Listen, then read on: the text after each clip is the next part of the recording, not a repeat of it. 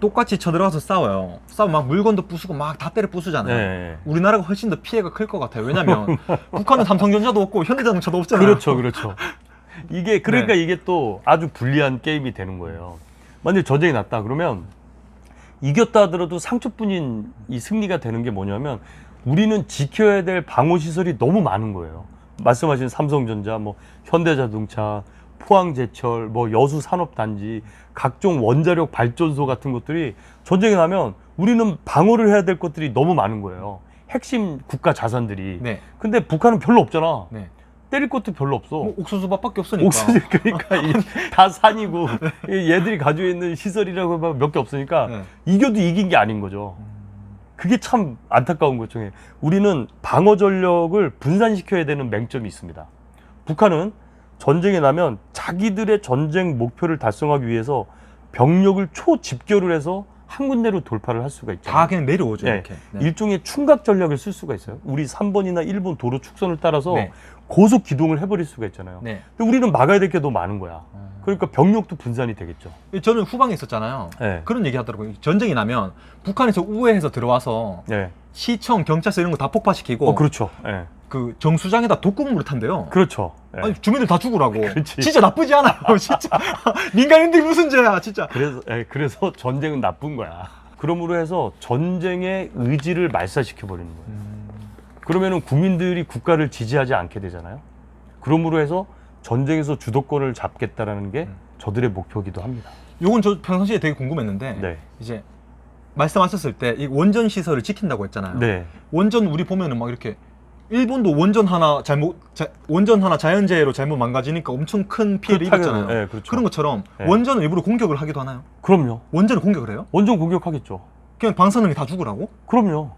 전쟁이 나면 네. 그러니까 그 원전을 막기 위해서 네. 우리 육해공군의 병력들이 네. 배치가 돼 있어요. 그래서 어떤 상황이 벌어지면 특히 우리 공군의 방공 유도탄 사령부가 적에 날아오는 탄을 네. 우리가 막는 역할을 하는 거죠. 근데 그거 만약에 못 막았어요. 그래서 그게 그럼 큰일 나는 거지. 원전 하나 터트리면 네, 네. 그냥 끝나네요. 어휴, 그럼 뭐 생각하고 싶지 않죠. 아니 핵이 문제가 그- 문제될 게 너무 많은데 그럼? 그럼 끝나는 거지. 네. 네. 그래서 전쟁이 무서운 거예요. 전쟁이 나면 이제 국가 비상 체계가 작동이 되잖아요. 그렇죠. 그럼 어떤 것들이 바뀌죠?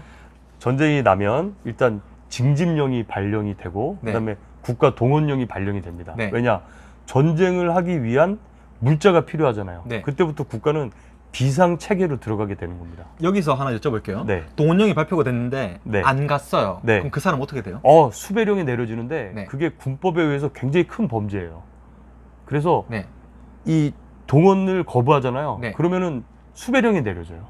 잡으러 다녀요. 그럼요. 잡으러 다니는 거죠. 그러면 이제 진짜 네. 영화에서 보던 것처럼 세워놓고 눈 묶고 이렇게 총으로 빵 쏴서 네, 그러진 않는, 그건 영화니까 그런 건데 그러진 네. 않지만 실제로 그렇게 되면 경찰과 헌병들이 네. 도심 곳곳을 다니면서 실제로 수배령이 내려졌는데도 불구하고 징집령이 내려졌는데도 불구하고 불응한 사람들을 수배해서 찾아러 다닙니다. 그러니까 싫으나 좋으나 전쟁통에 다 끌려. 전쟁 남은 가야죠. 네. 우리가 96년도에 북한 잠수함 침투했을 때도 네. 그때도 지역에 동원령이 선포됐었잖아요. 그러니까 거기 주소지 있는 사람들은 다 예비군 소집이 됐었던 거예요. 진짜 무섭겠다. 예, 그러니까 그래서 소집 안 하려고 전입신고 딴 데로 하고 막 아, 그랬었어요? 그런 사람도 많았어요. 한 가지 또 중요한 게 뭐냐면 국가 기업들 있지 않습니까? 기업들은 지금까지 공산품을 생산하거나 뭐 가전제품 생산하거나 현대자동차 뭐 이런 업체들이 이제부터는 국가가 전쟁을 하기 위한 전쟁 물자를 생산하는 공장으로 바뀌게 되는 거예요. 그래서 뭐 삼성전자나 뭐 현대자동차나 뭐 여러 업체들 있잖아요. 이제부터는 군수 물자를 만들기 위해서 공장을 돌리게 되는 거죠. 국민들 개개인 이렇게 네. 자동차를 또 가져간다 이런 말 하더라고요. 아, 네. 그리고 전시에 이 징발하는 자동차가 있긴 있어요. 네. 근데 주로 큰 트럭들 있죠. 네. 2.5톤, 5톤 이런 트럭들은 정부가 다 징집을 해요. 그래서 그 징발을 하기 때문에 그래서 평상시에 세금이 싼 거예요.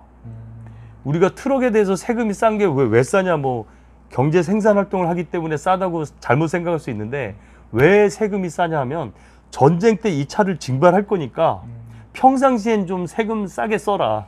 대신에 전쟁이 나면 징발을 하겠다는 그런 의지가 있고, 그래서 지금은 완화됐는데 옛날에는요 2.5톤 트럭, 뭐 5톤 트럭 보면은 뒤에 견인고리가 다 있어요. 네. 지금은 없는데 옛날엔 그 규정에 있었어요. 그래서 트럭들이 왜 견인고리가 있나? 바로 아군의 야포를 견인해서 끌고 가기 위해서 옛날에는 트럭에 견인고리들이 다 있었어요. 그리고 SUV도 마찬가지입니다. 뭐 코란도, 무쏘, 뭐 갤로퍼 같은 옛날 차들은요 전쟁 때 징발 대상이었어요. 그래서 세금이 쌌던 거예요. 근데 온 국민이 SUV 사고 너무 많이 사니까 네. 이제는 다시 그게 풀린 거죠. 그래서 세금이 비싸진 거예요. 전쟁이 나면 민간인은 도로를 이용하면 안 된다면서요? 그렇죠. 전쟁이 나면 군인들도 그 전쟁이 났을 때 도로 사용 우선권이 부대마다 서열이 다 있습니다. 왜냐? 이 좁은 도로를 통제해야 되잖아요. 헌병이 나와서 통제를 하게 됩니다. 그러면 전투 서열이 높은 부대들이 그 도로를 우선으로 사용하게 돼 있어요. 처음에 전투기가 가서 막 폭격을 하잖아요. 네. 그리고 육군이 쳐들어가요. 네. 폭격을 하고 나서 그럼 공군의 역할은 뭐예요?